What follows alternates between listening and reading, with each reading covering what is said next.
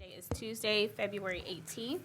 As a reminder, this is a public meeting and is being recorded. Please ensure your phone line is muted, and we will start with the Pledge of Allegiance led by Commissioner Boyce. I pledge allegiance to the flag of the United States of America and to the republic for which it stands, one nation under God, indivisible, with liberty and justice for all.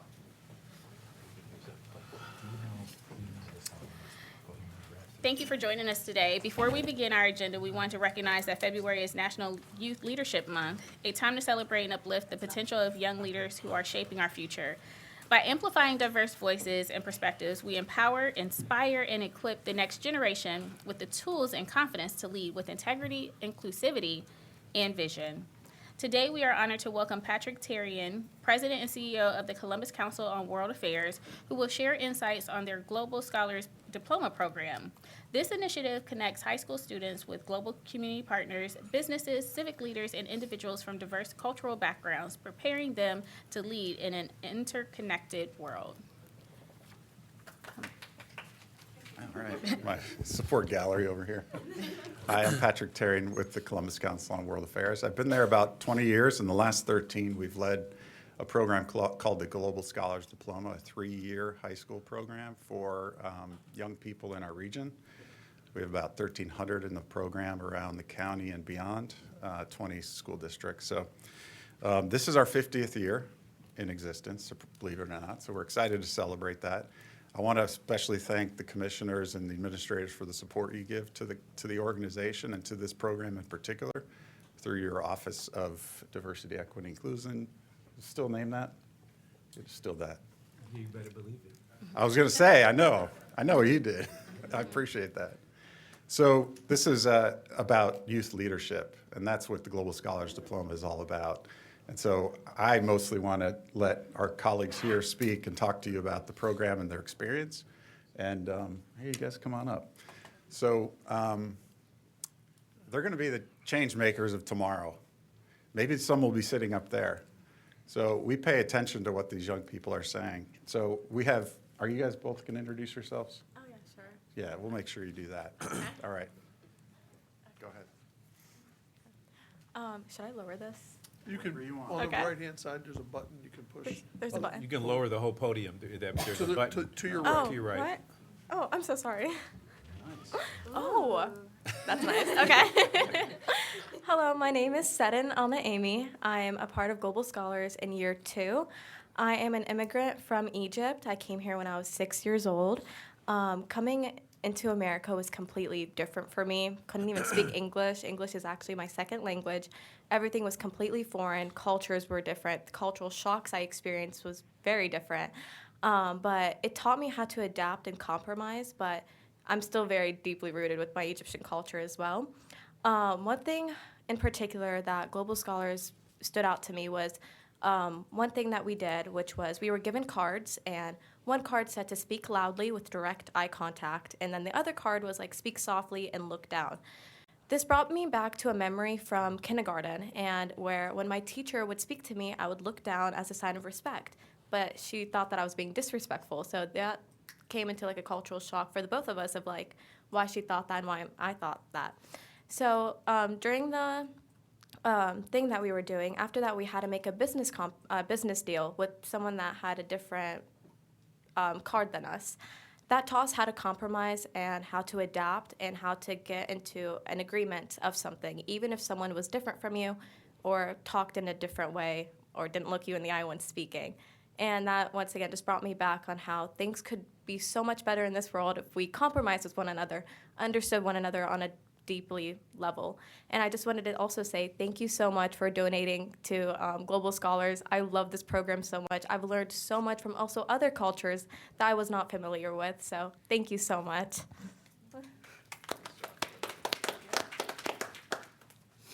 Hi, guys. My name is Aya Sophia Al Sadoun. I go to Westerville North. I'm a global scholar. I'm a sophomore, and bear with me because I have some things that I want to say. First and foremost, I want to say thank you so much for funding Global Scholars. I've been in different programs and clubs ever since I was small, and I've never seen a program like this one. Global Scholars fosters an understanding for collaboration and culture. It teaches us about different cultures all over the world, and it teaches us how to learn from one another, creating like inclusivity and harmony.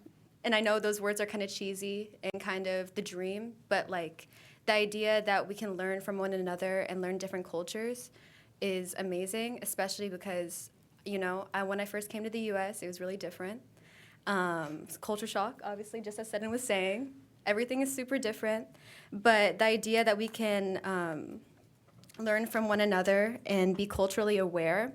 And I think cultural awareness is really important because without that, there is a level of ignorance. And ignorance leads to fear, and then fear leads to hatred. And these are very important words for me because I feel like when you don't understand someone, you can be sort of fearful towards them, but that's not kind of what you should be. I think ignorance is one of the worst things that you can be. I'm so sorry, you guys, I'm kind of nervous. But I just want to say that Global Scholars have opened my eyes to new ideas and ways of thinking and new ideals and understandings of customs and cultural backgrounds, and I'm so thankful. And thank you so much for your time. Have a good day.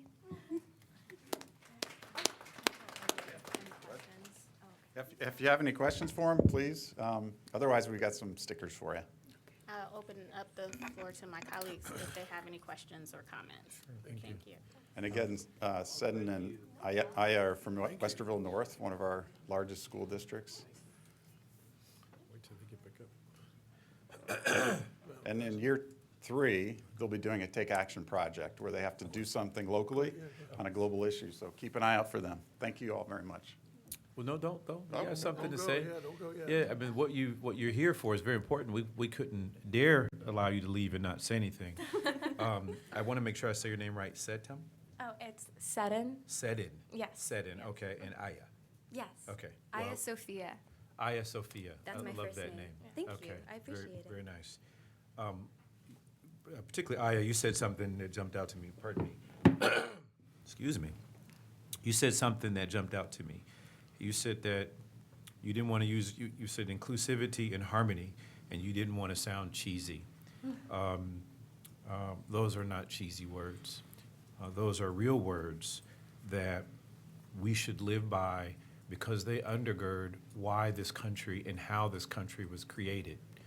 The deviation from words like inclusivity and harmony are certainly a sign of the times, but I'll remind those who don't believe in those words what our founding fathers said when they, in our Declaration of Independence, when they said that, and I'm probably gonna, because it's off the top of my head, so I'm probably gonna, I may mess this up a little bit, but it's generally correct.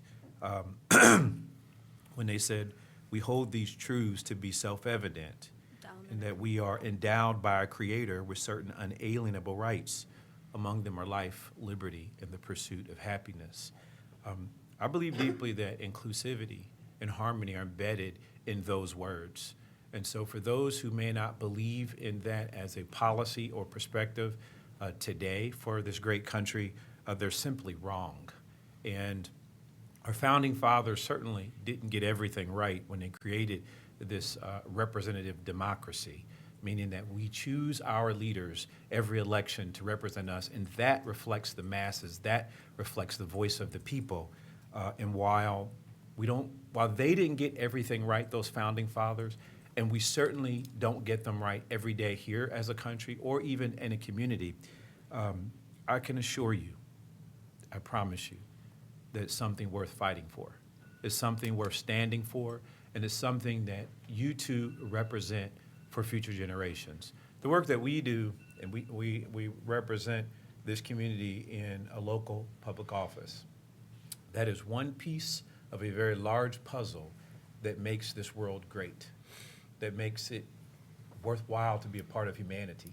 And so I just want to encourage you both to continue your endeavors. You said English was your second language, and you speak better English than me, so I mean, you were outstanding. But moreover, you represent something much bigger. And I want you to know that and take that back with you as you go to school, matriculate through life. You represent the future. And, you mentioned them staying up here one day. I can see it in both of you that it's much bigger. And learn what you can in this role, learn what you can in life, and utilize that to make it better for all of us or the future generations. And so thank you so much. I'm really proud of the both of you, and I wish you nothing but luck. And come intern in my office. I don't know if my staff is watching this. I'm sure they are.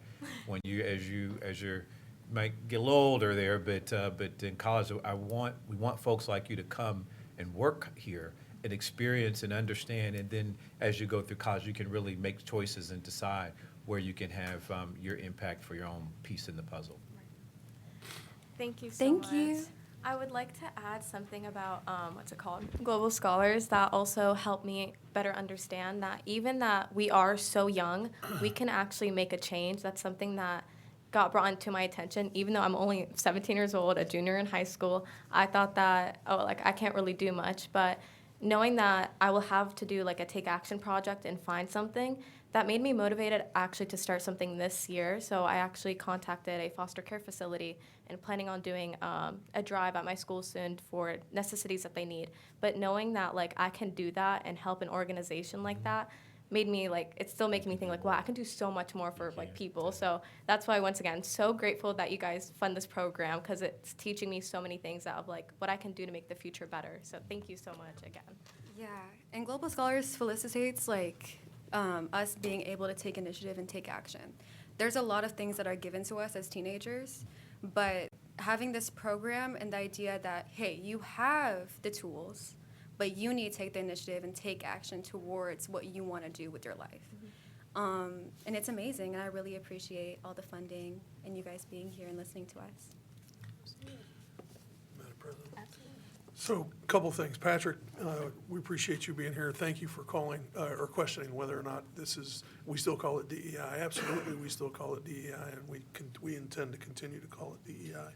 And ladies, thank you for being here, and thank you for thanking us for continuing to fund the Global Scholars Program. Of course, we are happy to fund this program. We have 17-year-olds in here a lot, 15, 16, 17, 18-year-olds in here a lot. You guys are two of the more impressive 17-year-olds that we've had in here for a long time. But we believe in funding programs like this for a lot of reasons. And as Commissioner Boyce indicated earlier, there's a lot of conversation these days about this type of activity and this type of work. But this is, and as Commissioner Boyce and I have said many times, the Franklin County that we grew up in had, spoke just a few languages and had just a few cultures. But the Franklin County of today speaks many, many languages and has many, many cultures. And we believe that it's important to continue to do work like this and to celebrate our diversity and to continue to work with, countries across the globe, to work with our sister cities across the globe, and to celebrate the diversity that this community has.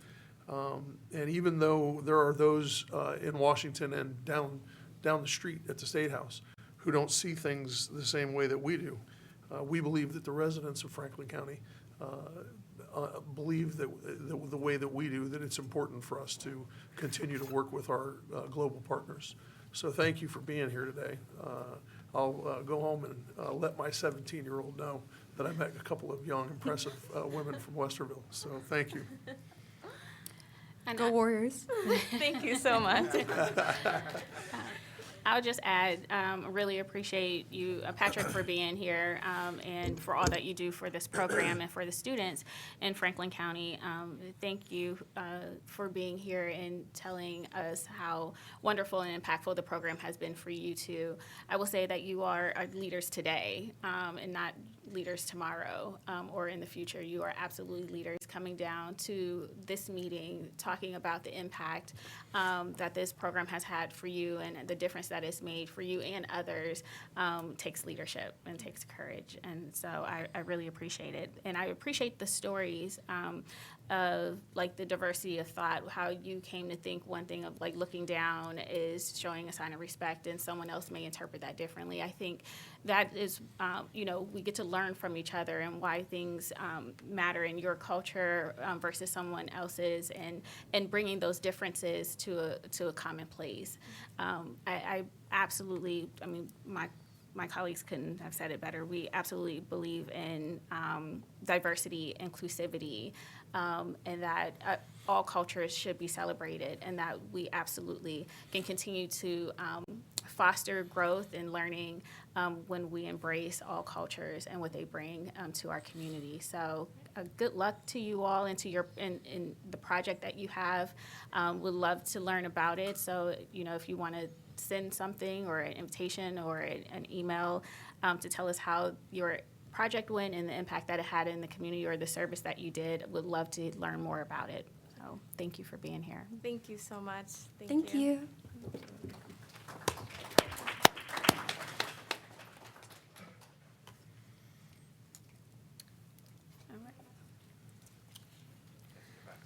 All right. I was going to say you are more than welcome to stay for our agenda, but if you have other things to do, thank you, ladies. We will move on to our regular agenda. And the first office we have is the engineer's office. Resolution number 11125, resolution authorizing disposition of personal property, including motor vehicles and equipment which are no longer needed for public use, are obsolete, or are unfit for the purpose for which it was acquired, and authorizing the Franklin County engineer to dispose of said items by transferring title by internet auction. Good morning, Commissioners. Adam Fowler, Franklin County Engineer. Good morning. Commissioners, this resolution seeks authorization to declare equipment obsolete and authorize the sale of proper disposal of the identified equipment. Our office will observe the requirements of the Ohio Revised Code and the Commissioners' 2024 policy regarding the disposal of personal property. Pending any questions, I would ask for your approval. If there are no comments or questions, move for adoption of 111-25. Second. Moved and seconded voting, Commissioner Boyce. Yes. Commissioner O'Grady. Yes. Commissioner Crawley. Yes. Resolution number 11125 has been adopted. Resolution number 11225, ADR and Associates Limited Consulting Engineers, appointed to assist the Franklin County Engineer by providing detailed engineering design services for the Radke-Snyder Drainage Improvement Project, Madison Township, Franklin County, Ohio, in the amount of $196,799. The Radke-Snyder Ditch Improvement is a petition ditch project indicated in 2023 by petition signed by the residents in the watershed along the Richardson Road. The initial public hearing with the residents was held in September in 2023, and we engaged ADR Associates to conduct a preliminary study of the proposed project. This resolution will allow ADR and Associates to provide a detailed engineering design for the project. Any questions? I'd ask for your approval. If there are no comments or questions, move for adoption of 112-25. Second. Moved and seconded voting, Commissioner Boyce. Yes. Commissioner O'Grady. Yes. Commissioner Crawley. Yes. Resolution number 11225 has been adopted. Resolution number 11325, report third of the Franklin County Engineer establishing sums of compensation and damages for a portion of the owners of property abutting Harrisburg-Georgesville Road, 2.83, over Big Darby Creek, Pleasant Township, Franklin County, Ohio, in the amount of $672. Commissioners, our next three resolutions are related to our Harrisburg-Georgesville Road over Big Darby Creek Improvement Project. Funded with CAO County Local Bridge Program dollars, this project is located in southwest Franklin County and Pleasant Township and will rehabilitate the existing bridge. Each of the next three resolutions will initiate appropriation proceedings for the acquisition of property in order to keep the project on schedule for construction. We'll continue to work closely with the prosecutor's office and negotiations with the property owners will continue. Our first resolution involves a parcel of property where the parcel split occurred in the 1800s and the last known owner is deceased. Since we cannot determine current ownership, We need to file to obtain a clear title to the property. If any questions, I would ask for your approval. If there are no comments or questions, move for adoption of 113-25. Second. Moved and seconded, voting. Commissioner Boyce? Yes. Commissioner O'Grady? Yes. Commissioner Crawley? Yes. Resolution number 11325 has been adopted. Resolution number 11425, report fourth of the Franklin County Engineer establishing sums of compensation and damages for a portion of the owners of property abutting Harrisburg, Georgesville Road, 2.83 over Big Darby Creek, Pleasant Township, Franklin County, Ohio, in the amount of $1,103. Again, this next resolution will allow us to commence appropriation proceedings against the unknown owner where the lot split occurred over 100 years ago. We need to file in order to obtain a clear title to the property. If any questions, I would ask for your approval. If there are no comments or questions, move for adoption of 114-25. Second. Moved and seconded, voting. Commissioner Boyce? Yes. Commissioner O'Grady? Yes. Commissioner Crawley? Yes. Resolution number 11425 has been adopted. Resolution number 11525, report fifth of the Franklin County Engineer establishing sums of compensation and damages for a portion of the owners of property abutting Harrisburg, Georgesville Road, 2.83 over Big Darby Creek, Pleasant Township, Franklin County, Ohio, in the amount of $120,114. This resolution will authorize the commencement of the appropriation proceeding against the property owner with whom we have not been able to successfully negotiate. We will continue to work closely with the prosecutor's office and negotiate with the property owner. Will continue. Pending questions, I ask for your approval. If there are no comments or questions, move for adoption of 115-25. Second. Moved and seconded, voting. Commissioner Boyce? Yes. Commissioner O'Grady? Yes. Commissioner Crawley? Yes. Resolution number 11525 has been adopted. Resolution number 11625, resolution awarding contract and approving contract bond to Shelley and Sands Incorporated for Eiderman Road, 0.75 over South Fork Indian Run, in the amount of $893,496.60. Commissioners, our final resolution relates to our Etterman Road over South Fork Indian Run Improvement Project located in Washington Township. This is a collaborative project with the City of Dublin and is funded with OPWC dollars. The project seeks to replace and widen the existing bridge. This resolution seeks to award the contract and approve the contract bond to Shelley and Sands. Shelley and Sands was selected via the competitive bid process with the bid open on January 21st. Our EDE program has been implemented, and the EDE goal is 6%. The utilization plan form submitted by Shelley and Sands anticipates the actual EDE percentage exceeds 12% on this project. Pending any questions, I would ask for your approval. If there are no comments or questions, move for adoption of 116-25. Second. Moved and seconded, voting. Commissioner Boyce? Yes. Commissioner O'Grady? Yes. Commissioner Crawley? Yes. Resolution number 11625 has been adopted. Thank you. Thank you. Have a good one. Next up, we have Franklin County Data Center. Resolution number 11725, resolution authorizing a supplemental contract with DLT Solutions LLC for CrowdStrike Managed Detection and Response Cybersecurity Services in the amount of $494,541.60. Good morning, Julie Lust with the Data Center. Good morning. The Data Center manages a technology infrastructure comprised of an internal data network, Wi-Fi, the internet, as well as management of over 700 servers, 1,500 databases, and 7,500 endpoint devices.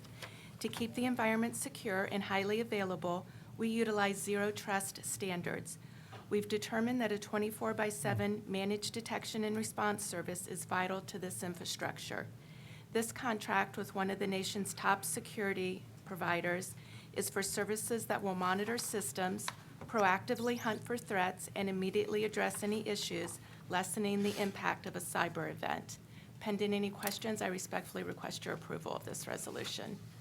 If there are no comments or questions, move for passage of 117-25. Second. Moved and seconded, voting. Commissioner Boyce? Yes. Commissioner O'Grady? Yes. Commissioner Crawley? Yes. Resolution number 11725 has been adopted. Thank you. Thank you. Have a good one. Next up, we have the Office of Diversity, Equity, and Inclusion. Resolution number 11825, resolution authorizing a grant agreement with Stonewall Columbus to support year-round programming and the 2025 Pride Festival in March in the amount of $276,000. Good morning, Commissioners and County Administration. D'Amica Withers, Chief Economic Equity and Inclusion Officer in the Office of Diversity, Equity, and Inclusion. This resolution authorizes a grant agreement with Stonewall Columbus to support its year-round programming that will serve adults 24 years and older. The programming includes economic empowerment, family creation, identity enrichment, and wellness and health. The grant agreement will also support our year-round resources to support job training, parenting workshops, and counseling. These initiatives address critical needs and enhance the quality of life for LGBTQ+A residents while fostering inclusivity and equity for all Franklin County residents. Additionally, the grant agreement will support Columbus Pride 2025 United in Power Festival and Resource Fair on June 13th and Stonewall Columbus Pride March on June 14th. This agreement acknowledges that supporting the Columbus Stonewall benefits not only the community, but also the staff of the Franklin County Board of Commissioners. By demonstrating a strong commitment to diversity, equity, and inclusion, this investment helps create a workplace where vibrant employees feel valued and empowered and dedicated to fostering a vibrant, equitable environment for all. This resolution supports goals number 3, 4, 8, 9, and 12 of the Rise Together Poverty Blueprint. And here to discuss more about Stonewall's programming and Columbus Pride is Denzel Porteous, Executive Director of Stonewall. Good morning, everyone. Good morning. I'm excited to be here again with y'all. This is my third time with the commissioners, and it was. I got a little emotional earlier, so I just want to start there. Watching the young people from the Global Scholars Program, I didn't realize I've known Patrick for over 15 years, and watching that program be impactful as an international person myself, seeing these young people and the work that you all are doing to empower them to be amazing is wonderful. So thank you so much for that work. As I continue with sort of the intersectional identity of myself, we are standing in Black History Month, so I have to also acknowledge that moment. For me, that's a powerful thing because I'm a queer person standing here in Black History Month, accepting investment into another aspect of my identity. So I thank you all for doing intersectional work, for seeing all the aspects of your community and giving space and allowing that to happen in so many beautiful ways. This investment that you all are making into our community is just that. It's a continuation of powerful work for myself, but also for a community that I continue to call home and love. For over 4 decades, Stonewall has been around doing the work, creating space for various amount of identities, some within this room, some within this county, but far beyond our borders. We're creating space for people to be seen, to be thriving, and to be a part of a community. When Stonewall was first founded in 1981, it was 12 years after the wake of the LGBTQ modern rights movement, sparked by the Stonewall uprisings in 1969. And it was born out of a need for equality, dignity, and safety for all LGBTQ individuals. What began as a fight for survival evolved into a call for equity, representation, and the full inclusion of our community in every aspect of life. The grant before you is not just a financial contribution, it's a testament and a statement from this county's commitment to every person, no matter who they are and who they love, that they deserve to be seen, supported, and safe. With this funding, we will continue our work in core programs that empower economic empowerment, family expansion, personal wellness, mental health, and also civic engagement efforts that ensure LGBTQ voices are heard and represented in local, state, and national conversations. This grant will also help us produce the annual Columbus Pride Festival Community Resource Fair in March, one of the largest pride celebrations in the country. Again, I say it, one of the largest in the country, not the Midwest, but in the country. Pride is more than a festival. It's a powerful moment for visibility, resilience, and connection for the LGBT community and our allies. It is also a major economic driver for Franklin County, bringing in visitors from across the country and the globe, generating local businesses, revenue, and reinforcing Columbus' reputation and Franklin County's as a welcoming and vibrant community. But the work of creating an inclusive Franklin County is more than just showing up during Pride Month. It is a year-round effort that requires intentional resources and community support. This grant will enable Stonewall Columbus to continue breaking down barriers, fostering acceptance, and building a future where every LGBTQ person can live authentically, safely, and with dignity. This funding is not just an investment in Stonewall Columbus, but an investment in a stronger, more welcoming Central Ohio. Thank you for your time, your continued leadership, and your support. Thank you for increasing your investment over these years, thus allowing us to expand our ability to support our community in new and different ways.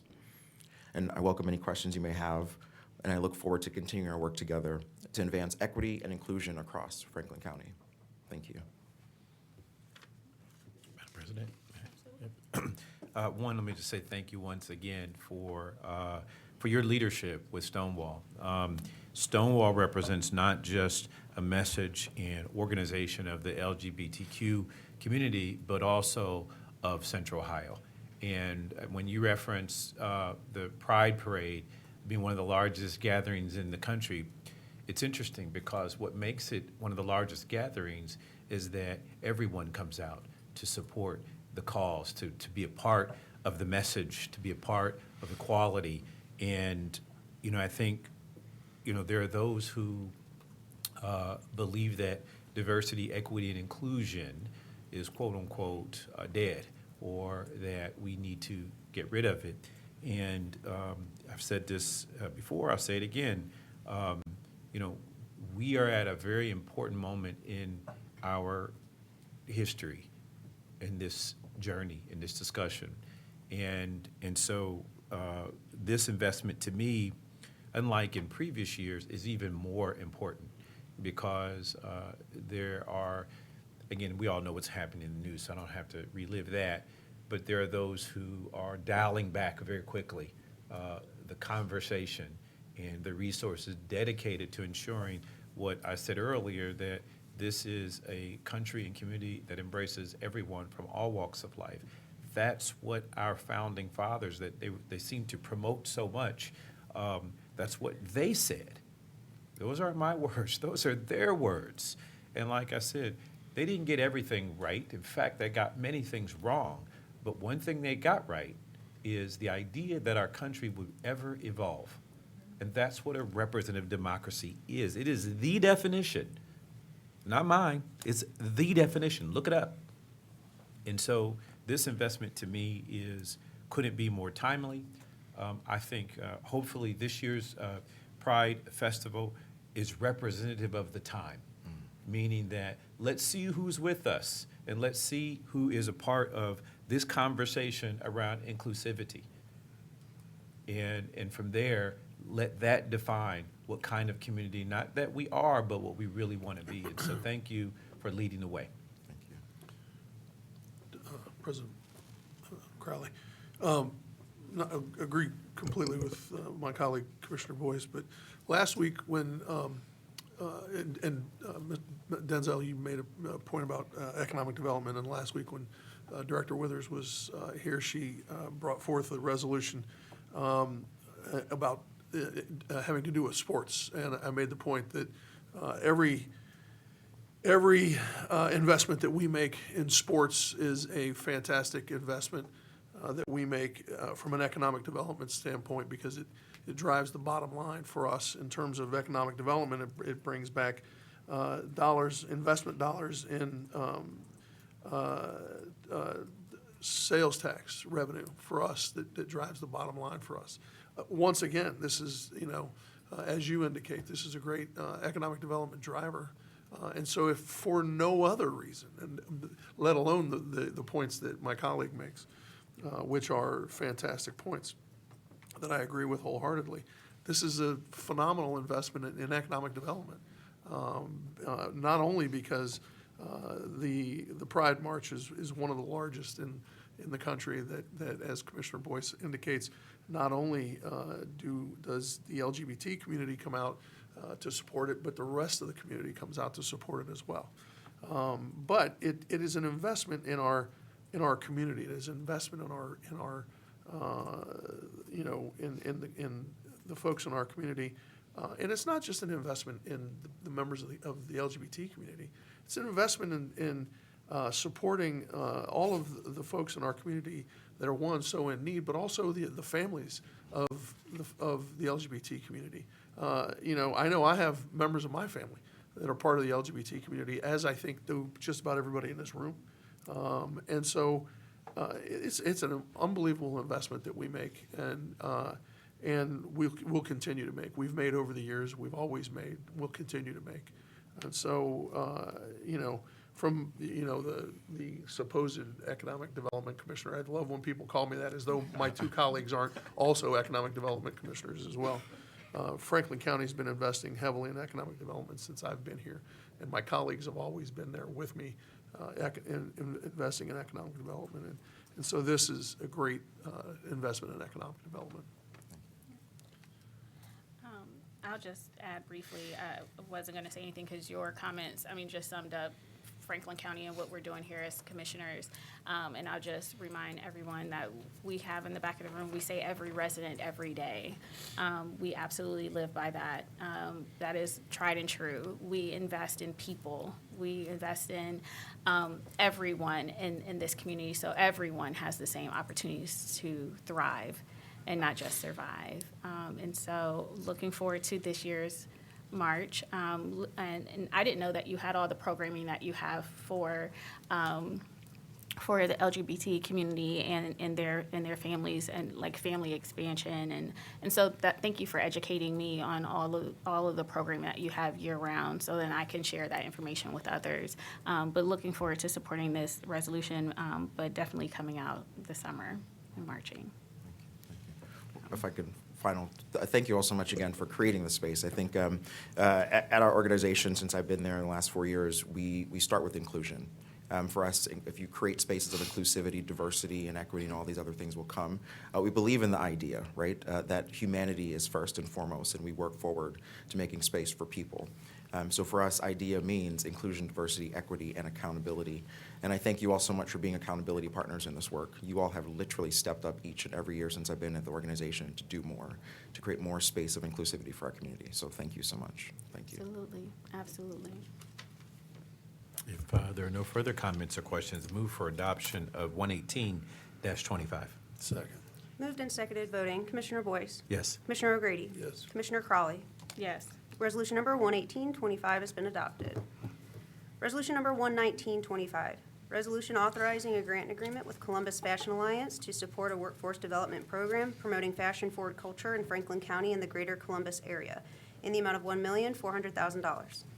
Commissioners, Columbus Fashion Alliance mission is to support the creation and growth of creative, fashion-based businesses within Franklin County through multiple facets while playing a significant role in promoting fashion. Promoting fashion-forward culture in Franklin County. Columbus Fashion Alliance has developed a program model that bridges the gaps that currently exist within the fashion industry ecosystem through a community-based approach and by making fashion accessible to all through exposure, enrichment, and workforce development programming focusing on retail readiness and entrepreneurship training. This agreement will support the Ready to Work program, which is a hands-on job skills and entrepreneurship training program designed to empower minority individuals who are looking to advance in their careers in the fashion and retail industry. It will serve 28 young adults ages 18 to 24 years in two 26-week cohorts of the Ready to Work program. The program will operate in 2 tracks, one for retail readiness and the other for entrepreneurship readiness. This resolution supports the Rise Together Poverty Blueprint Goal number 3, increasing access to relevant training for credentials that meet local demand with employer commitments to hire and promote. Here to discuss the Ready to Work program is Yogi Terrell, CEO of Columbus Fashion Alliance. After comments and questions, I respectfully request your approval on this resolution. Yogi. Good morning, Commissioners and fellow Commissioner staff and Franklin County staff. Always glad to be here. Thank you again for this opportunity. Wanted to have more representatives here, but we just got back from a big trip that was related to this program from the biggest trade show, fashion trade show in the country, where we took some of the brands as a part of that. So we're excited to just get back, really excited about what took place there. But I wanted to just take a moment to talk about our why we started this. We live in the 3rd largest fashion industry in the country. Right, and this ecosystem has been here and existing in Franklin County for decades. Yet it's been the pathways into this industry have been disrupted and broken for years. While we understand that most individuals who really want to be in this industry don't have that access, a lot of those dreams die here in Franklin County. And that was before we started to do this work. So while retail, well, at the same time, you have a lot of retail brands here that want to work with and they want to hire from the local community. But because you have things like 4-year degrees that are, barriers for entry, you don't get a lot of people that get hired into the industry from this from Franklin County.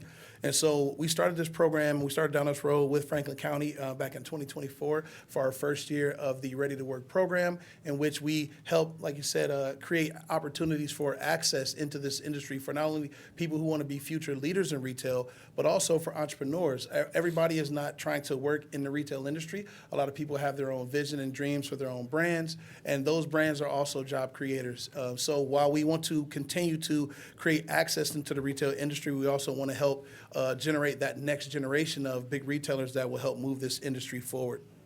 And so since we've gone down this path with Franklin County, we've created jobs through this program. We've put hundreds of thousands of dollars in the pockets of the participants, but we also have been able to place these participants in jobs like Nordstrom's, like Saks off Fifth, or Saks Fifth Avenue, not Saks off Fifth, but either one, and we would take it. But also places like Gucci and other retailers here in the market, and we've seen a huge success with that part of the program as well. But we've also had the opportunity to launch new brands here in Columbus as well too. And as those brands continue to grow, those brands will also hire here from the local market. So what we've created, we believe is truly special and has added to the fabric of the fashion industry here in Columbus. And we're actually using fashion to do good for the people and the planet. So we're really, really grateful for the work that we've been able to do in partnership with Franklin County. But I wanted to give an opportunity to let some of the participants and brands speak about the program and their experience in it. So, Hey, how y'all doing today? Good, good. Thank you for having me. Yogi, thanks for also selecting me out of all the participants. My name is Travell Adams. I met Yogi back in 2022. I was a graduate at Hockin College. I've been through some of the programs at CFA, and I recently joined the Ready to Work program. Through that program, I've got to, learn how to use the direct-to-garment printing machine, learned about marketing, and just networking, I think, is basically one of the most important things that I've got to do. Whether it's the person that comes in and talks about, just fashion, can name everything you have on from head to toe, or the people who come up and down High Street and talk about how they beat Ohio State 4 times in the last, 4 years. So it's definitely been a great experience. I've definitely got to, work a lot of good and important events. Have worked with a lot of other people who are fashion driven that know how to use, Adobe Illustrator, Clo, just different things of that nature that really helped me elevate what I want to do as well with my own brand. And the experience has definitely been great, and I think it's a very, very good program. So thank you all for, supporting that and funding that and allowing us to be great in which we want to do.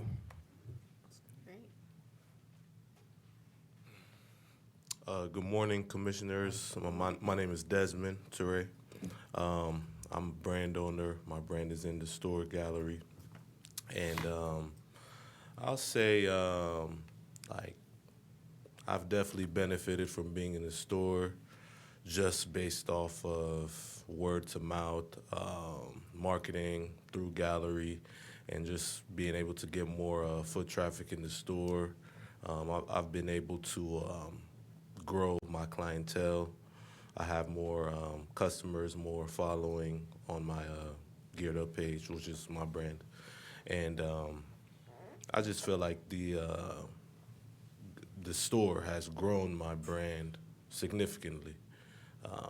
And I feel like this program is good for brand owners, but not only brand owners, it's good for people that are trying to get into the retail space. It's like you're growing it from the ground up. So this opportunity is allowing me to grow my brand so I can eventually, be able to hire my own employees to help me assist with my brand. And it's helped me be able to get more sales. And with more sales, I'm able to, create more product and just continue to grow the brand as high as it can be.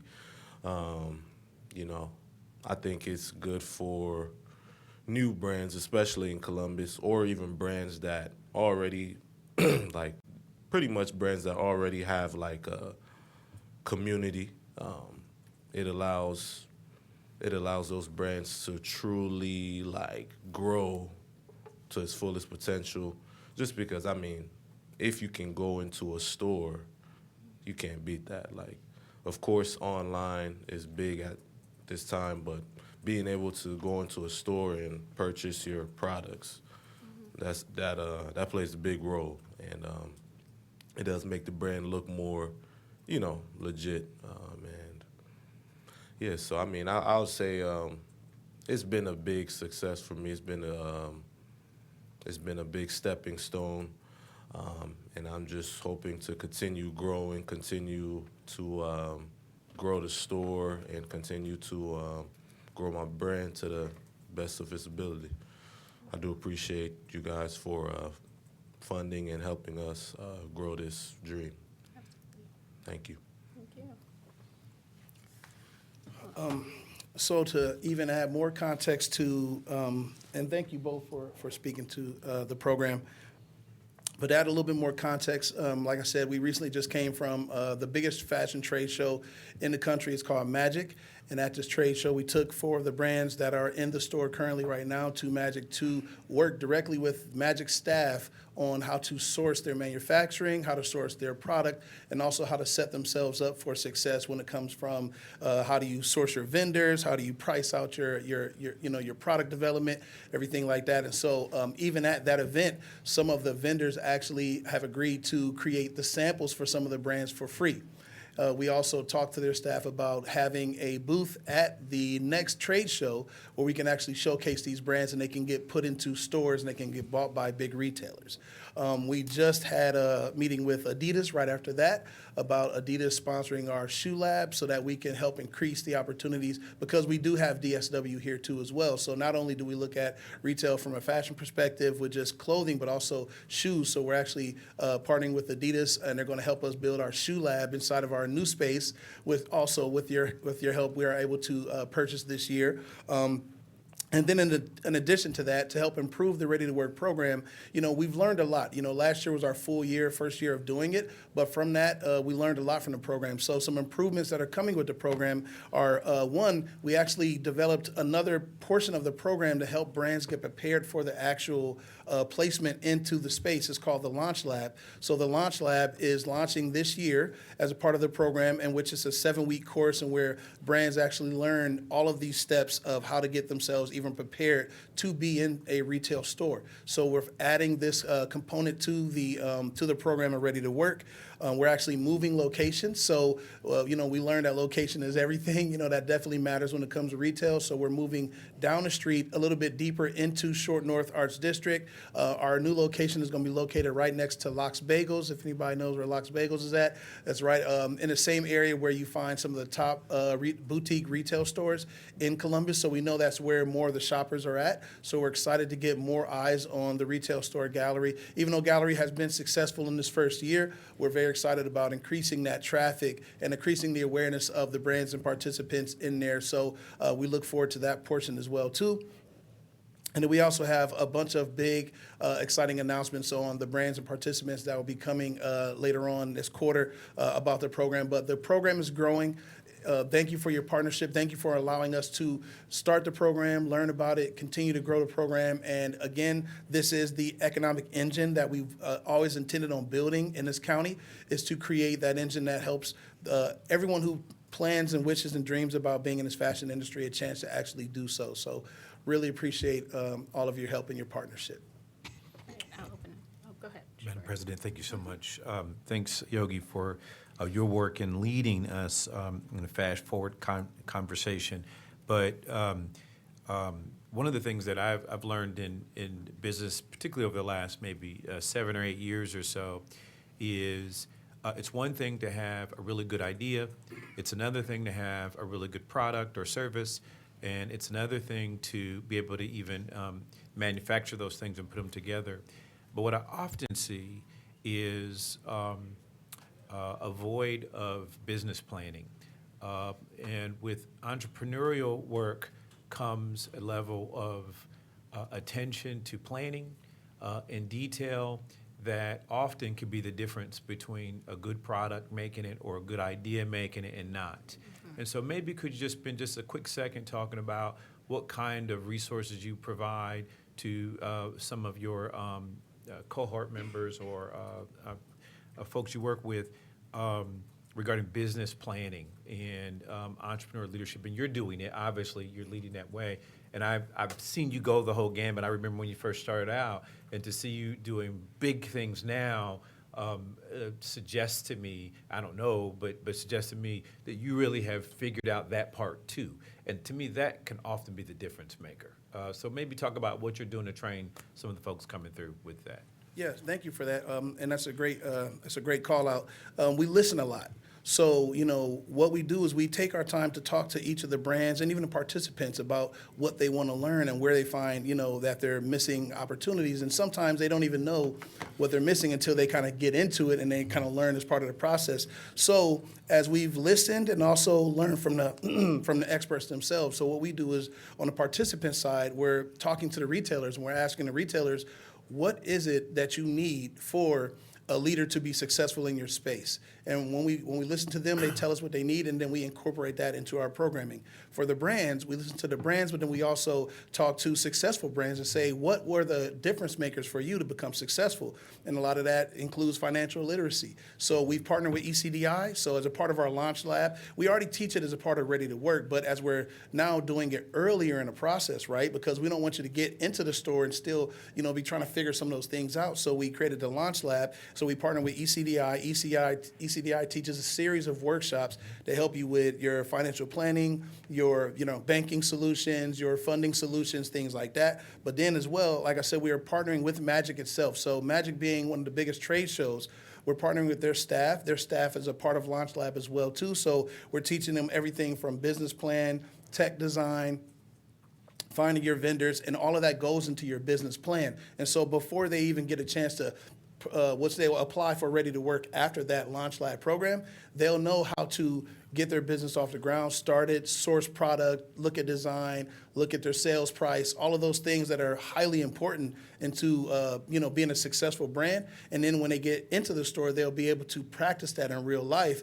Again, we help bridge the gap between entrepreneurship and retail leadership because they kind of converge in the store. So that helps the brands be able to get exposure while helping, the retail associates gain that access. So we listen, and then we take that learning and then we implement that into the program. And so that's how we're going to continue to grow the program, continue to listen, continue to talk to those who are successful, and make sure that we're incorporating those kind of key things that we know are essential to growth into the program. That's outstanding. Madam President, may I continue? One thing I want to encourage you, and I know you didn't say it, but I'm sure you have this embedded in there. Often what I find with small businesses, particularly that are in sales, is maybe a lack of tax planning because the way the sales tax, the way the sales tax payment system is structured, and I see them get into challenges in that area. So I just want to emphasize that too, because it's a high percentage of small businesses who are sales tax oriented who run into that because often they either wait to the end of the year to try to pay their taxes, which is always a bad idea, or pay it quarterly or pay it as regularly as they can. And so that structure is I always encourage folks dig into that right away, because once you get behind, it's very difficult to get out of that, and that can detract from the business growth. And you even being able to think. The second thing I'll just throw out there too is making sure, I always tell folks, business folks is, look, do the business planning process, like write your business plan out. It is not the Bible of how you're going to do the blueprint to how you're going to make it and be successful, but it makes you think about it. It makes you go through the process of how you're going to think of your marketing, what audience you're going to target, how you're going to acquire customers. And so I love that part, and I definitely want to spend some time with you learning more about the curriculum that you're offering and see where the county can enhance that and support that, even on the tax side, because the sales tax is to the county. So, it's one of those things that it's a valuable investment from our standpoint to be fully engaged with you.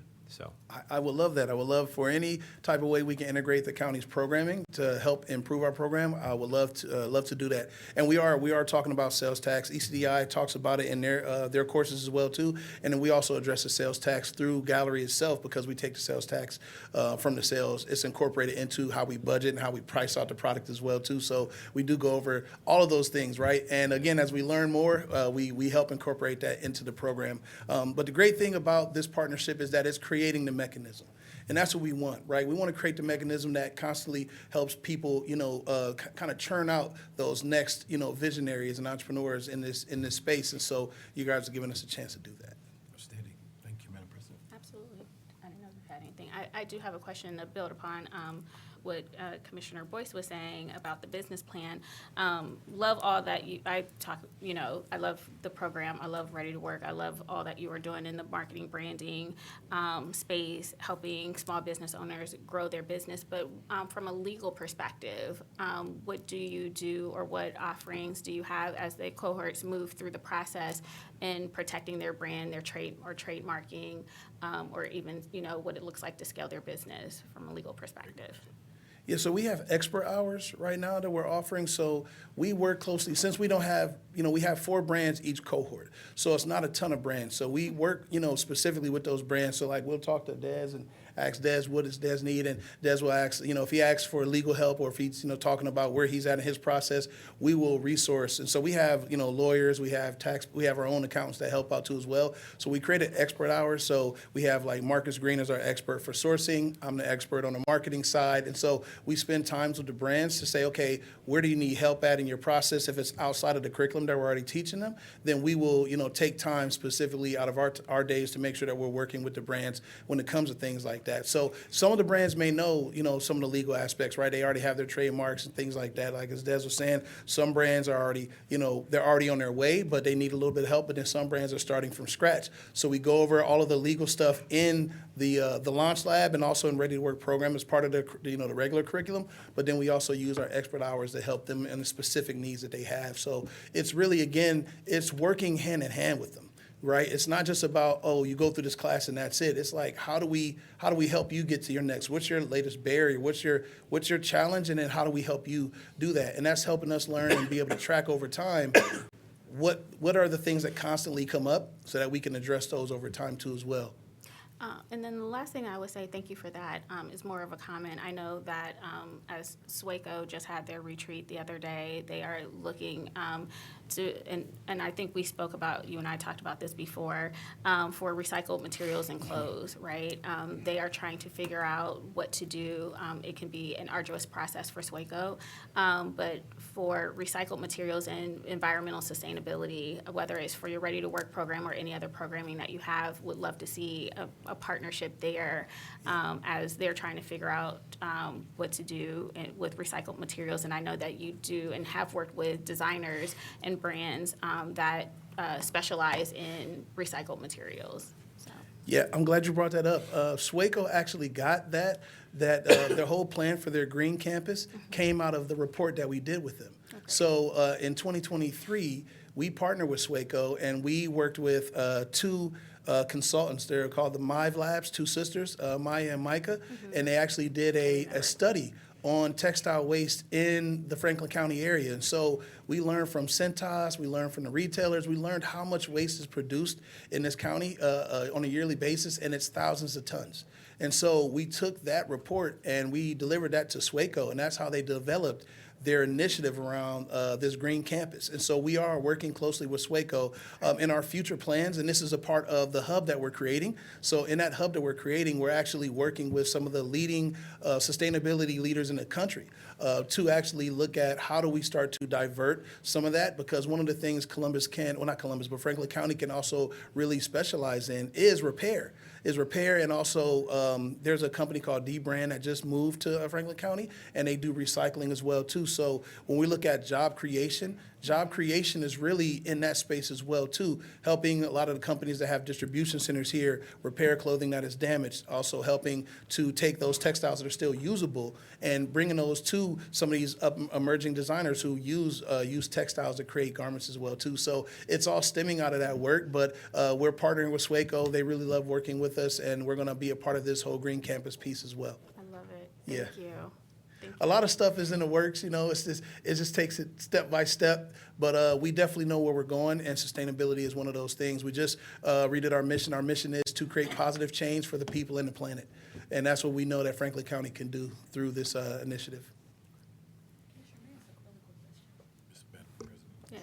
That's a really quick question. For the workforce program, Joy Bivens, Deputy County Administrator of Health and Human Services. For the workforce program, how do young people particularly get involved in that? Where is the sign up? So for the Ready to Work program? Yeah. Yeah, so the Ready to Work program, we pretty much market that through all of our channels. So we have resources that we, typically do. Obviously, your social media. We partner with the colleges. We reach out to the colleges. Like I said, Travell, we actually met Travell when he was going to Hocking College because we have a partnership with Hocking College too as well. But we also reach out to the community through community partners. So What's the site exactly? Say it again? Is it Fashion Alliance? Is that the site? Oh, it's called ColumbusFashion.org. ColumbusFashion.org. Okay. Mm-hmm. Thank And you. you can sign up through the program right there.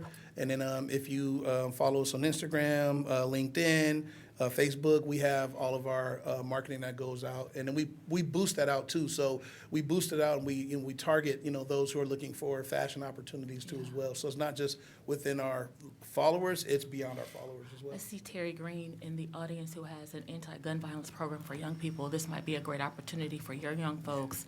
David Kimbrough, who's working with Commissioner Boyce and the commissioners on the mental health work. This is a tremendous opportunity for young people who need an outlet.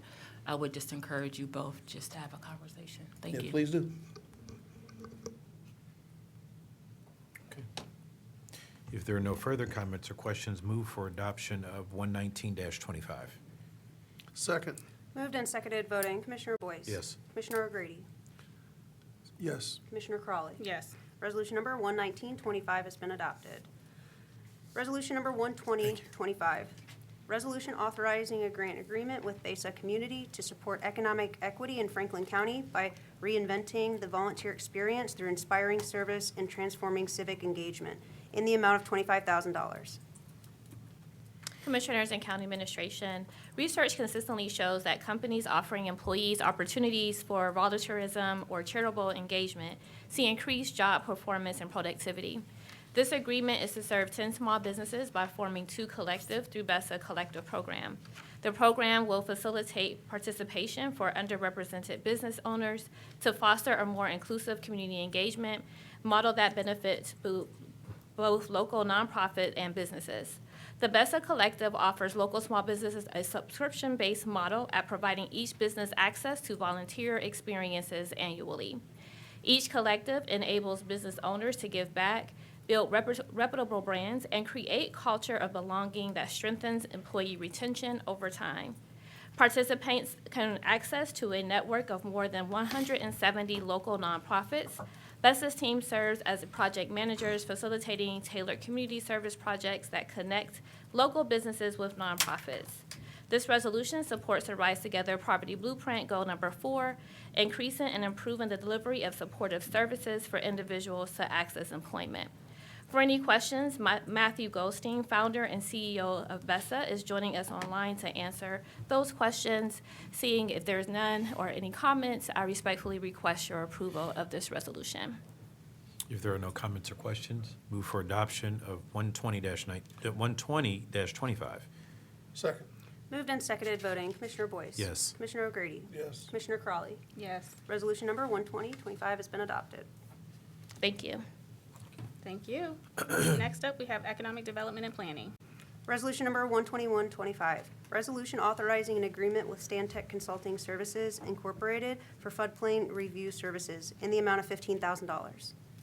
Good morning, Commissioners. Emmanuel Torres, Assistant Director of Economic Development and Planning. And our agency is the county agency responsible for overseeing the National Flood Insurance Program, NFIP, for the unincorporated areas of Franklin County, Ohio. Administering the program includes reviewing all development proposals for the presence of special flood hazard areas and ensuring that development within these areas meet the requirements of the Franklin County Special Resolution, NFIP regulation, and the Franklin County zoning resolution. This particular resolution seeks your approval for an agreement to engage Stantec Consultant Services, Inc., it's a local engineering firm, to provide floodplain review services and assist with analysis for compliance with applicable Franklin County regulations and FEMA standards in an amount of $15,000. This agreement will cover the term February 1st, 2025 through January 31st of 2026. And pending any questions, I respectfully request your approval of this resolution. If there are no comments or questions, move for adoption of 121-25. Second. Moved and seconded, voting. Commissioner Boyce? Yes. Commissioner O'Grady? Yes. Commissioner Crawley? Yes. Resolution number 12125 has been adopted. Thank you. Thank you. Next up, we have Job and Family Services. Resolution number 12225, resolution approving a subaward agreement with Think, Make, Live Youth to facilitate programming to decrease youth gun violence in Franklin County in the amount of $100,000. Good morning, Commissioners and County Administration. Carmen Barnes, Assistant Director, Job and Family Services. Through this award, Think, Make, Live Youth will continue to offer its Guns Down program for students ages 14 to 18 attending Independence High School. This gun violence intervention program is designed to create a safe space where students meet weekly during the school day to plan for their future and develop positive life skills. Program participants engage in activities designed to teach healthy conflict resolution and build resiliency. In addition to attending the weekly sessions, participants also have the opportunity to meet with elected officials and increase their involvement in community-based social justice programs. During the prior award period, the program served 30 students. Through this award, Think, Make, Live will provide intervention programming for a minimum of 50 students. This resolution supports goal number 11 of the Rise Together Blueprint, and additionally, the resolution supports the Franklin County Commissioner's commitments to gun violence prevention. Today, we have with you Terry Green, who is the founder and CEO of Think, Make, Live, to answer any questions that you may have, and pending those questions, I ask for your approval of this resolution. If there are no comments or questions, move for adoption of 120. Oh, I'm sorry. Oh, sorry. She said questions. Oh, okay. Well, no, I just want to appreciate y'all. This is our second year coming up here, and I appreciate the commissioners for supporting us. Like she said, we have 50 young people that's a part of the program in Independence High School, but we currently are at Champion Middle School. We're at South High School. We all have over 120 young people that's in the program. And then we also have young people that is in our UP program, which is helping young people get their criminal record expunged. And we've been doing this work for the last 10 years here in Columbus and in Franklin County, supporting young people ages 13 to 24. So we actually have one of our young people that's here. He wanted to probably say a couple words. He's actually part of both programs. He's getting his criminal record expunged through the UP program, which is definitely funded by OJPP. And also, he's a part of the Guns Down program, and it's a diverse, right? We work with young people from all different backgrounds, white, black, Asian, Somalian, all types of young people that are dealing with challenges within gun violence and those solutions. And so I'll let Hayden say a couple words. Good morning.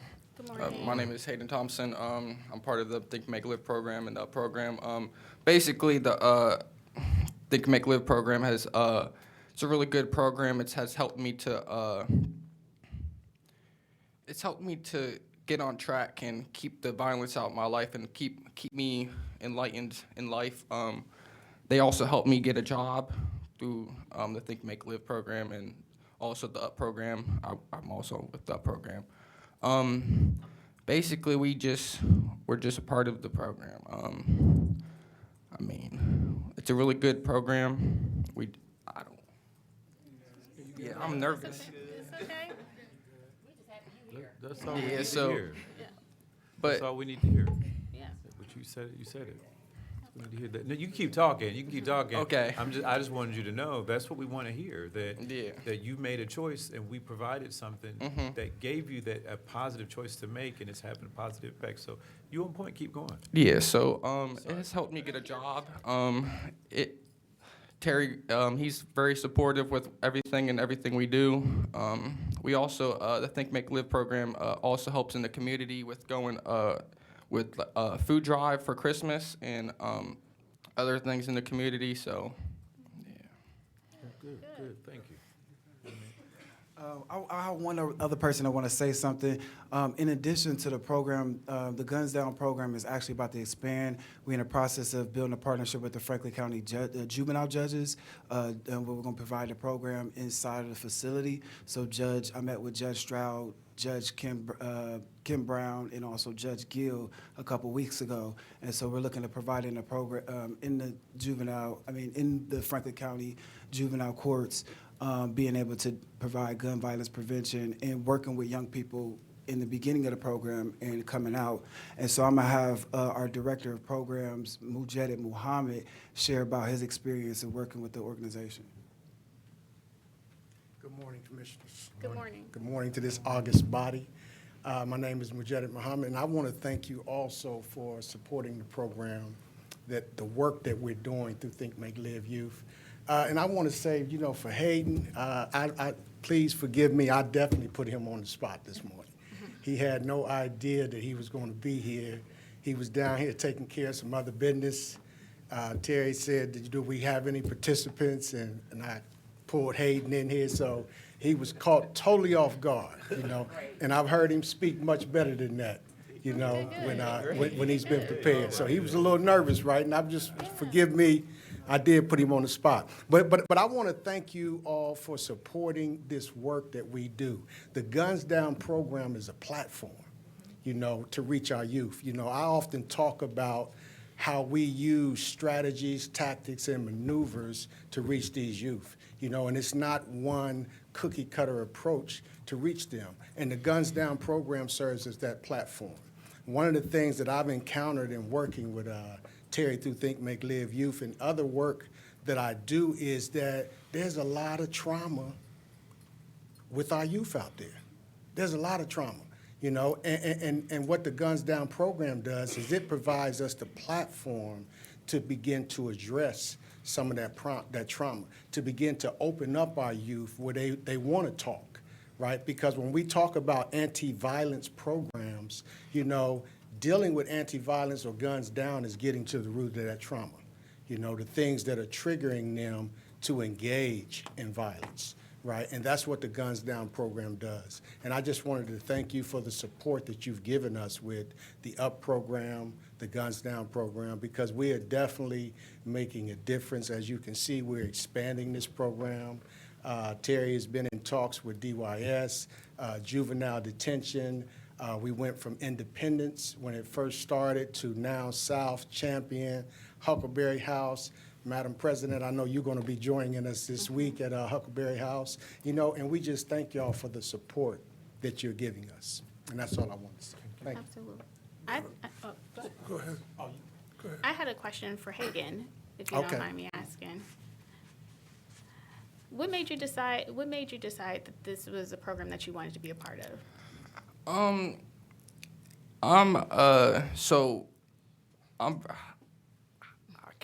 don't really know.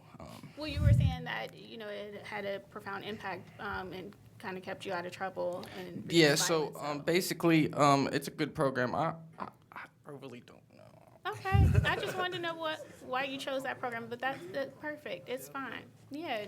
So basically, I got into the program through my when I was younger. I was in a different program, and as I got into the program through the UP program, so through the UP program, Okay. Did you want to say something? Yeah, just if you don't mind. So a few years ago, I had some business leaders reach out to me about the gun violence, youth gun violence here in Franklin County, and brought some people together, City Attorney Klein and the mayor and the mayor's office, Rena Shack, and some other folks, and some of the judges in the juvenile court. And so appreciate you guys reaching out to the judges in the juvenile court and working with Judge Stroud in particular has been a big advocate over the last couple of years. And she's been working with DCA Bivens and Director Pride and some others. And so I know the judges over there are pretty passionate, but in particular Judge Stroud has been a big advocate, very, very passionate about this issue. So appreciate all the work you guys are doing. And Hayden, appreciate, the fact that you even came in and were willing to come in here and and even just appear here before us today. It's not an easy thing to do, especially not at the last moment. So, thanks for Not at all. coming. Thank you. Yeah, thanks for coming in. Madam President, I have one thing on. Absolutely. Never mind. Yeah, this is really to Hayden. You know, when Commissioner Crawley, President Crawley, asked you what made you choose to be a part of the program, and you said, I'm not sure. I understand just being tongue-tied for words, but the reality is that you made a choice, and you made a choice because you want something different. I don't know what your past is and what connects you with the program, but I do know why you're here today. And that's, again, you've made a choice. Someone sent me something earlier I want to read to you because I think it really connects to your own journey in about choices. It says, everything let me back up. Everything in your life is a reflection of a choice that you've made. If you want different results, then you make a different choice. You've made a different choice. I'm absolutely confident that you're headed in the pathway where great things are possibilities. You know, in life, you don't know how things are going to go. You know, sometimes you make a left when you should have made a right. Sometimes you go right when you should have went left, and you just don't know what's on that pathway. At the end of the day, though, you live by the choices you make, and they're a result of who you are today. And so just remember that as you travel down this journey, the folks that you're working with have nothing but good intentions for you. And that's maybe the best part of those choices. As a young person, I went through the juvenile system too for an issue, an incident, and things that I was involved in. And I think often back about those days and the environment that I was growing up in. And when you're involved in a situation that happens right at that moment, it just happens, and it happens quick, and the next thing you know, you're standing there. As I reflect back today, I think, did I know how my life would turn out? No. But I will say this. I do recall, Hayden, deciding that I made a choice. I remember where there was a point where I said, this isn't the life that I want to do. This isn't what I'm called to. This isn't what I'm drawn to as I was in the juvenile system. And I remember leaving and thinking, I just want something different, not even just for me, but for my community and for people around me, because think of how many smart people you know, people with really good talent and different things that are being lost because of choices and things that pull them into a certain direction. You have a chance to help pull those folks in the right direction by just leading on your own journey and path, I can assure you. So listen to those folks, stay on the path and journey, and stay in touch with us too. Thank you. Yep. Yeah, I just, Kenneth Wilson, County Administrator. The work that you've been able to do, Mr. Green, is just commendable. Your passion, your advocacy, leading us up to the first year of this program, and the blessing to be here for a second year. This is a demonstration of action. That was when the Board of Commissioners passed a resolution calling for there to be tangible actions taken in the community. This grant agreement that you entered into, Mr. Green, with the Department of Job and Family Services is an example of what can be done. That there is a possibility to turn around youth that have been exposed to the criminal justice system. The work is not easy. A statistic I think about is one night in a juvenile intervention center decreases the likelihood of graduation by at least 50%. And that statistic has stuck in my head for a number of years now. When I visit that facility and I see what's going on in our community, but you bring credibility with you and your staff also, because your story is one of redemption and reaching great heights after, going a different path. So I credit you as well that you bring that credibility to our community when it comes to, hey, you don't have to be what you once was. You can start over and have a new tomorrow. You can continue to do that because you have credibility. You aren't just talking talk. You've been in different places and different spaces. So we are lucky to have you here in Franklin County doing the work that you're doing, turning around lives and providing not just talk, but opportunity, as this gentleman here talks about, not only turning his life around from trouble, but getting a job. And getting a job and getting the first job is so key. When we look at the profile of our youth that are exposed to the system, many of them have had not even summer job opportunities, no opportunities at all. And by providing these opportunities and being exposed to something different is tremendous. I wish you much success. This year 2. I'm hoping that this is a blueprint that we can expand all the way across the county. And it's probably going to end up being a National Association of Counties award that we're going to share the wealth, so to speak. But thank you. I appreciate Thank you for President that, Wilson. I'm a crybaby. I'm over here about to cry. Because, I mean, like you said, because when you hear stories like this and knowing the work and knowing that it's not, what I'm realizing that it's not just young people in Columbus City or in the inner city. We are actually in conversation with Whitehall. We're in conversations with Reynoldsburg. We're in conversations with Groveport, Madison. And there's other schools and other jurisdictions within the county that is reaching out to us and saying that there's a need for not just the inner city, but in these outer spaces within the community. So I appreciate y'all for allowing us to do this work. And thank you, Madam President. Terry, Hayden, and all of you, really, I wanted to extend an invitation to you. We've had a series of mental health conversations, and really, the bigger cause is about promoting mental health parity. But embedded in that are the stories that get us there and what everyone is challenged with, particularly our young people. So we have a convening of what we call Soul Talk for Youth coming up on Thursday, February 27th from 5:15. It says to 8, but we're not going that long. But 5:15, the program starts at 6:30 at New Covenant Believers Church. DJ Bivens can get you the information.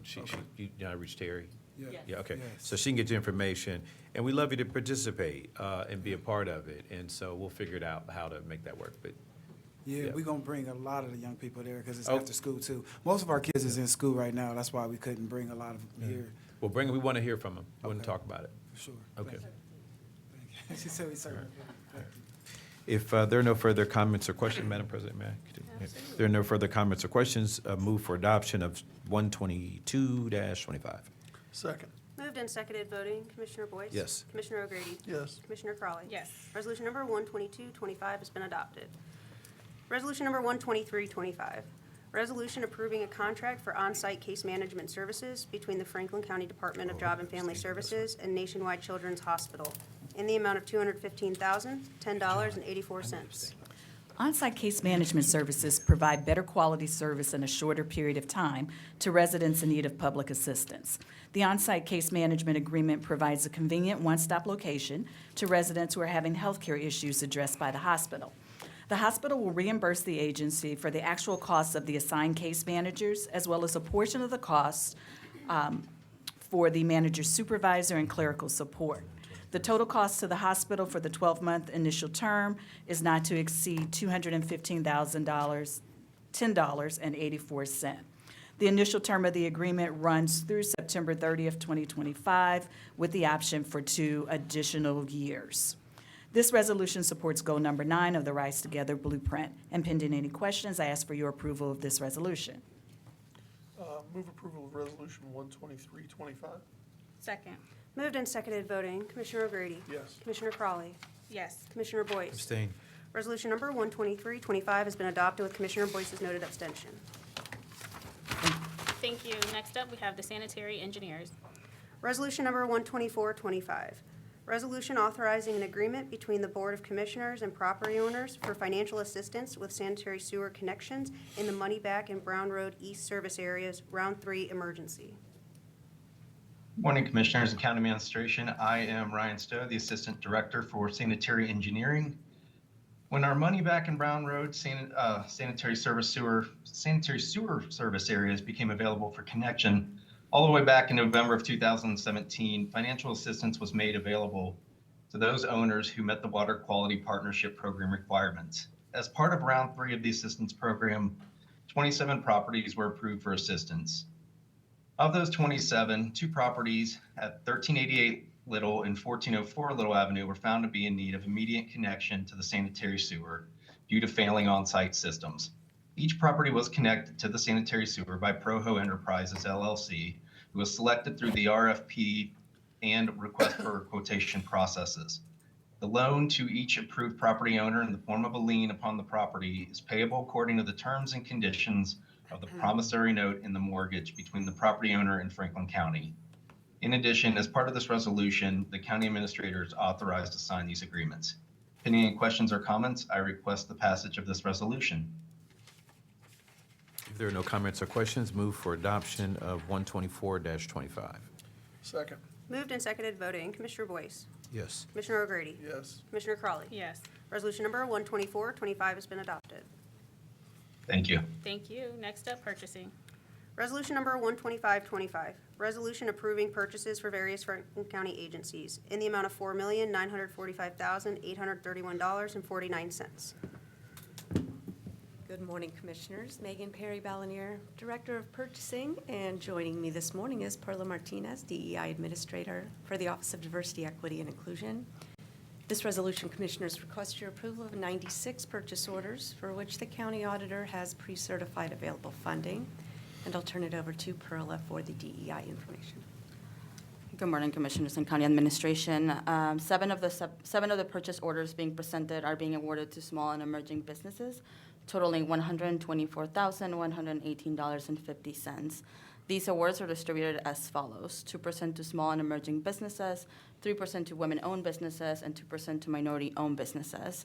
Once approved, 5 agencies will provide equitable and inclusive opportunities to small businesses this week, which will be as distributed as follows: the Auditor's Office, Domestic Relations and Juvenile Court, Engineer's Office, Public Facilities Management, and Sheriff's Department. Year-to-date, Franklin County Board of Commissioners agencies have awarded 83 purchase orders to small and emerging businesses, totaling $3,231,994.27. Pending any questions, Commissioners, we request your approval of this resolution. If there are no comments or questions, move for adoption of 125-25. Second. Moved and seconded voting. Commissioner Boyce. Yes. Commissioner O'Grady. Yes. Commissioner Crawley. Yes. Resolution number 12525 has been adopted. Resolution number 12625, resolution approving one purchase order for Franklin County General Services Purchasing in the amount of $25,000. Commissioners, this resolution requests your approval of one purchase order. The County Auditor has pre-certified funding, and pending any questions, I request your approval of this resolution. If there are no comments or questions, move for adoption of 126-25. Second. Moved and seconded voting. Commissioner Boyce. Yes. Commissioner O'Grady. Yes. Commissioner Crawley. Yes. Resolution number 12625 has been adopted. Resolution number 12725, resolution approving purchases for various Franklin County agencies in the amount of $20,000. Commissioners, our final resolution also requests your approval of one purchase order. The County Auditor has pre-certified available funding, and pending any questions, I respectfully request your approval. If there are no comments or questions, I'll move approval of resolution 12725. Second. Moved and seconded voting. Commissioner O'Grady. Yes. Commissioner Crawley. Yes. Commissioner Boyce. Abstain. Resolution number 12725 has been adopted with Commissioner Boyce's noted abstention. Thank you. Thank you. Next up, we have Board of Commissioners. Resolution number 12825, resolution reappointing Linda Logan to the Franklin County Parks and Recreation Board of Trustees. Good morning, Commissioners and County Administration. Melissa Kohler, Assistant Director of Community Appointments. This resolution reappoints Linda Logan, a member in good standing, to the Franklin County Parks and Recreation Board of Trustees to a term expiring on March 8th of 2028. Pending any questions, we respectfully request approval of this resolution. If there are no comments or questions, move for adoption of 128-25. Second. Moved and seconded voting, Commissioner Boyce. Yes. Commissioner O'Grady. Yes. Commissioner Crawley. Yes. Resolution number 12825 has been adopted. Resolution number 12925, resolution appointing Joseph Denlinger to the County Hospital Commission of Franklin County, Ohio. This resolution appoints Joseph Denlinger to the County Hospital Commission of Franklin County, Ohio, filling the unexpired term ending on December 16th of 2027. Pending any questions, we respectfully request approval of this resolution. If there are no comments or questions, move for adoption of 129-25. Second. Moved and seconded voting, Commissioner Boyce. Yes. Commissioner O'Grady. Yes. Commissioner Crawley. Yes. Resolution number 12925 has been adopted. Resolution number 13025, resolution appointing Catherine Ballard to the County Hospital Commission of Franklin County, Ohio. This final resolution appoints Catherine Ballard to the County Hospital Commission of Franklin County, Ohio, to a term expiring on February 18th of 2031. Pending any questions, we respectfully request approval of this resolution. If there are no comments or questions, move for adoption of 130-25. Second.